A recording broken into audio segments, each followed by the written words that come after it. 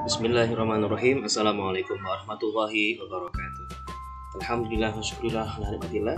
Pada kali ini kita akan bertemu kembali di dalam kita belajar mengajar dalam rangka PJJ, mapel PAI dan Dipekerti. Ya, memasuki pada mapel yang kita akan mulai bahas, yaitu tentang memahami hakikat dan mewujudkan ketauhidan dan dengan sya'amul atau cabang iman. Di kelas 10 ini bersama Bapak Hafidz Khairuddin kita akan coba memahami selanjutnya. Baik, kita akan jangan lupa subscribe ya, jangan lupa. Kemudian kita akan melihat bagaimana cabang pohon iman yang ada 11 ini ya. Yang pertama, takut kepada Allah, berharap kepada Allah, tawakal, memenuhi janji, bersyukur atas nikmat, memelihara ihsan, menutup aib orang lain, menjaga kehormatan, ikhlas, malu dan zuhud. Inilah cabang yang nanti akan kita bahas satu-satu pada slide selanjutnya.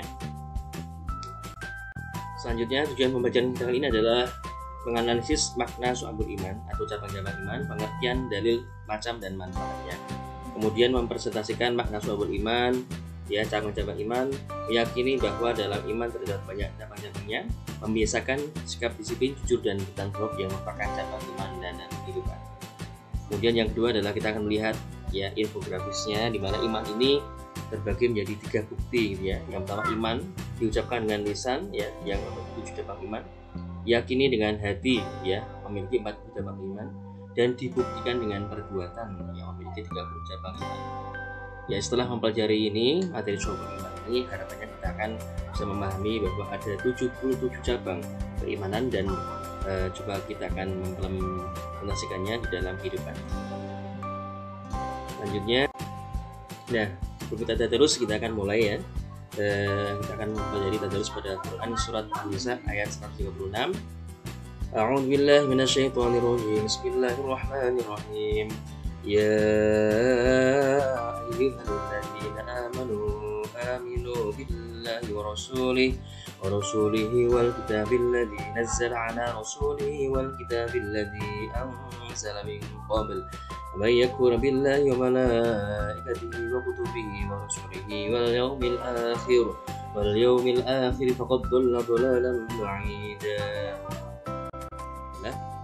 Bismillahirrahmanirrahim. Definisi iman yang selanjutnya pada slide ini kita akan melihat pada dasarnya setiap manusia dilahirkan dalam memiliki fitrah tentang keyakinan adanya zat yang maha kuasa, di mana keyakinan inilah yang disebut sebagai iman. Nah, dalam hal ini manusia telah menyatakan keimanannya kepada Allah Ta'ala sejak berada di dalam ruh, sebagaimana yang tersebut dalam Quran Surat Al-A'raf ayat 172 yang berbunyi, Bismillahirrahmanirrahim. Wa idh akhadha rabbuka min bani adama min dhurihim dzurriyyatahum wa asyhadahum ala anfusihim alastu bi rabbikum qalu bala syahidna an naqulu yawmal qiyamati inna kunna an hadza ghafilin. Ya, keyakinan umat Islam ini ketika lahir di dunia adalah ketika bangun atau ditiupkan ruhnya ke dalam jasad, maka Allah bersaksi tentang bagaimana prasangkanya seorang hamba nantinya di dunia sampai dengan hari akhir nanti, yaitu bahwa semua roh yang ditiupkan telah bersyahadat, bersaksi kepada Allah bahwa Allah adalah Tuhannya.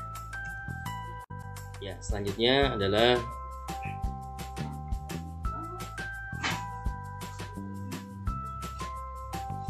ya, pengertian iman.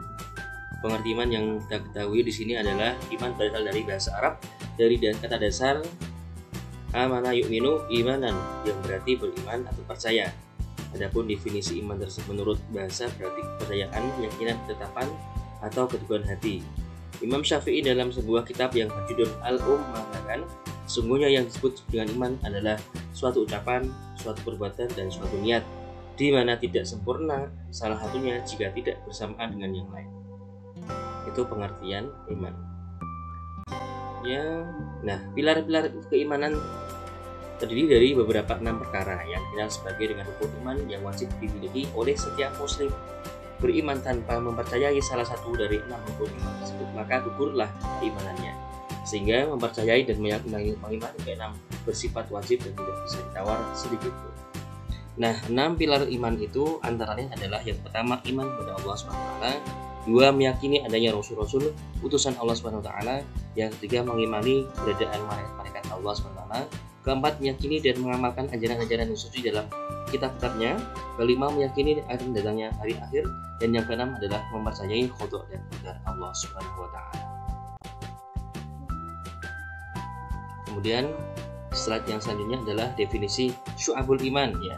Menurut Syekh Muhammad Nawawi bin Umar Al-Jawi dalam kitab Qami'ul Bugyan ala Mahzumati Syu'abul Iman, yang mana iman terdiri dari 6 pilar tersebut seperti biasa tadi, memiliki beberapa bagian unsur dan perilaku yang dapat menambah amal manusia jika dilakukan semuanya. Namun juga dapat mengurangi amal manusia apabila ditinggalkannya. Terdapat 77 cabang iman, di mana setiap cabang merupakan amalan atau perbuatan yang harus dilakukan oleh seseorang yang mengaku beriman atau mukmin. Nah, 77 cabang itulah yang disebut sebagai syu'abul iman. Bila mana 77 amalan tersebut dilakukan seluruhnya, maka telah sempurnalah imannya. Namun apabila ada yang ditinggalkan, maka berkuranglah kesempurnaan imannya.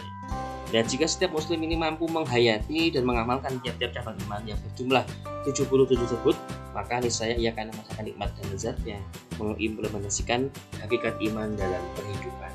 Ini definisi syu'abul iman menurut Muhammad Nawawi bin Umar Al-Jawi dalam kitabnya Qami'ul Bugyan ala Mahzumati Syu'abul Iman. Yang ketiga adalah dalil Nabi tentang syu'abul iman, yang mana amalan apakah yang menjadi cabang daripada iman sebagaimana sabda Rasulullah SAW, Nabi Muhammad SAW, yang diriwayatkan oleh Muslim dan Abu Hurairah.